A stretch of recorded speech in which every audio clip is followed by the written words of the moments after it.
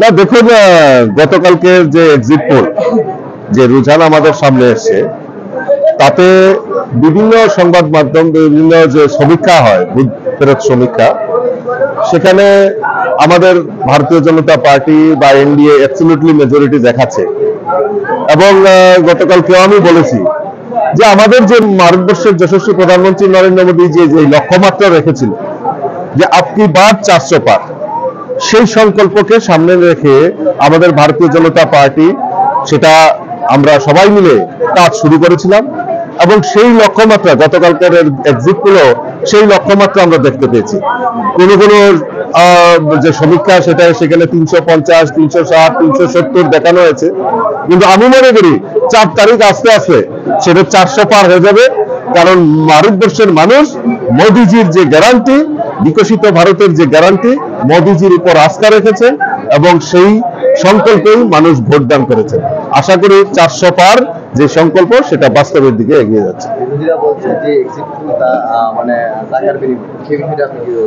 Exit pole সেটা দুধ কা দুধ পানি কা পানি হয়ে যাবে। কিসের ভিত্তিতে তারা নির্বাচন লড়েছে? তাদের ইস্যু কি? তারা যারা এনডিএ বলছেন তাদের অর্ধেক নেতা জেলে গেছেন, আরো কিছু নেতা অপেক্ষা করছেন জেলে যাওয়ার জন্য। তারা ভারতবর্ষের দিশা দেখাবে, যেখানে ভারতবর্ষের প্রধানমন্ত্রী বিকশিত ভারতের কথা বলছেন 2047-এ।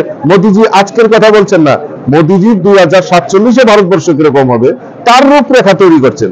যুবকদের ভারত, মহিলাদের ভারত, কৃষকদের ভারত, সাধারণ মানুষের ভারত, সেটা 2047-এ ভারতবর্ষ কি হবে সেটা দেখানোর স্বপ্ন দেখাচ্ছেন, সেটা করার গ্যারান্টি দিচ্ছেন মোদিজি। আর তাদের কাছে কোনো নীতি নেই, আদর্শ নেই।